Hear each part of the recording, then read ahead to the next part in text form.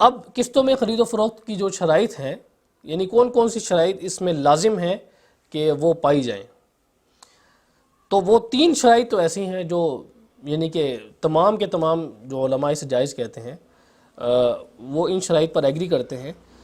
اور وہ شرائط نکلتی ہیں بخاری کی حدیث نمبر 2240 سے۔ حضرت ابن عباس رضی اللہ تعالی عنہما سے روایت ہے، وہ فرماتے ہیں کہ آپ صلی اللہ علیہ وسلم مدینہ تشریف لائے اور لوگ کھجوروں کی 1 سال اور 2 سال پر خرید و فروخت کیا کرتے تھے، تو آپ صلی اللہ علیہ وسلم نے فرمایا کہ جو اس طرح خرید و فروخت کرے، یعنی اس نے بعد میں ایک چیز دینی ہے تو وہ معلوم مقدار میں کرے، معلوم وزن میں کرے اور معلوم مدت میں کرے۔ تو اس روایت سے ہمیں معلوم ہوا کہ جب قسطوں پر خرید و فروخت کا معاملہ ہوتا ہے تو سب سے پہلے کل رقم طے ہو کہ کتنی رقم میں آپ معاملہ کر رہے ہیں، اگرچہ آپ ادھار میں کوئی چیز خرید رہے ہیں لیکن اس کی کل رقم طے ہو، اور دوسری شرط یہ ہے کہ اس کی کل قسطیں طے ہوں کہ کتنی قسطوں میں معاملہ ہو رہا ہے اور کتنی قسطیں آپ نے ادا کرنی ہیں، اور تیسری جو اس کی شرط ہے وہ یہ ہے کہ قسط شارٹ ہونے پر جرمانہ نہ ہو، کیونکہ اگر قسط شارٹ ہونے پر جرمانہ ہوگا تو وہ قرض پر منفعت کی صورت اختیار کر جائے گا، جو کہ سنہ صغیر کی جو روایت ہے اس کے مطابق وہ سود کی کیٹیگری میں فال کرے گا۔ یہاں پر جو چوتھی شرط ہے، اگرچہ وہ لازم نہیں ہے لیکن اکثر علماء یہ کہتے ہیں کہ اس شرط کا بھی لازم ہونا ضروری ہے، وہ یہ ہے کہ قسطیں اگر کوئی بندہ جلدی ادا کرتا ہے جا کر، یعنی اس کے پاس کہیں سے پیسے آ گئے ہیں اور وہ جا کر قسطیں ادا کرتا ہے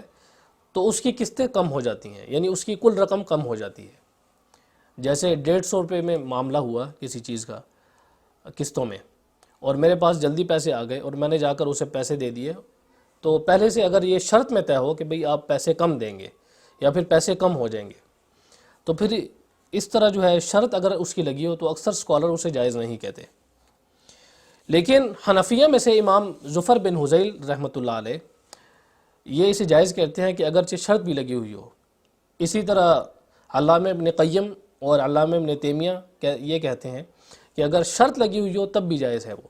یعنی اگر پہلے سے انہوں نے یہ طے کیا ہوا ہے کہ اگر میں بعد میں کہیں سے میرے پاس پیسے ارینج ہو جاتے ہیں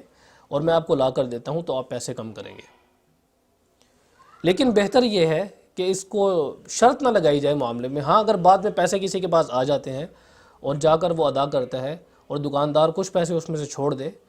تو امام طحاوی رحمۃ اللہ علیہ فرماتے ہیں کہ یہ جائز ہے۔ اب وہ کون سی شرطیں ہیں کہ جو آپ قسطوں میں خرید و فروخت میں لگا سکتے ہیں، یعنی ان کا لگانا ضروری نہیں ہے لیکن اگر آپ لگا لیں تو کوئی حرج بھی نہیں ہے۔ پہلی شرط یہ ہے کہ آپ کوئی گارنٹر مقرر کریں کہ جو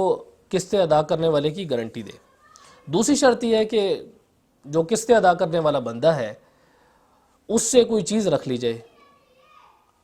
کوئی رہن کے طور پر کوئی چیز رکھ لی جائے جو اس بات کی ضامن ہو کہ وہ قسطیں وقت پر ادا کرے گا اور پوری قسطیں ادا کرے گا۔